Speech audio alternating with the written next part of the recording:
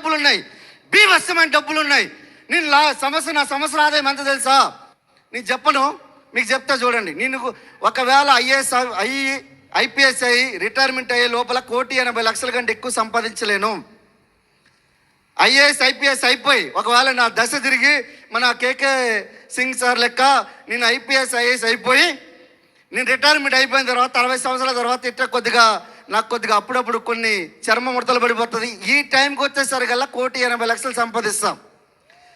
అది కూడా నేను పెట్టి పుట్టుండాలి కాదు, నాకు తెలిసి ఒక మహా యజ్ఞమే చేసి ఉండాలి ఐఏఎస్ ఐపీఎస్ కావాలంటే. కానీ నేను రిటైర్మెంట్ అయ్యే లోపల వచ్చే 1,80,00,000, నా సంవత్సర ఆదాయం వచ్చి 2,40,00,000 ఇక్కడ వెస్టీజ్లో.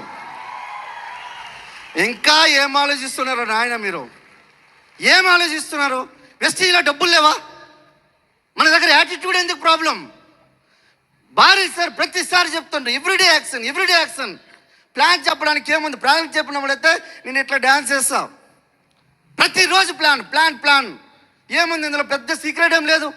మీరు ఒక పెద్ద చదువులు చదవాలనుకో, మీకు నాలెడ్జ్ పుస్తకాలతో కుస్తీలు పడాలి. గవర్నమెంట్ జాబులు కావాలంటే పుస్తకాలతో కుస్తీలు పడాలి. మీకు 16-18 గంటలు చదివితే నాకు ఉద్యోగం వచ్చింది, గవర్నమెంట్ జాబ్. 14 సంవత్సరాలు చేసిన, అందులో ఏమీ లేదు. లాస్ట్కి 2-3 లక్షలు అప్పు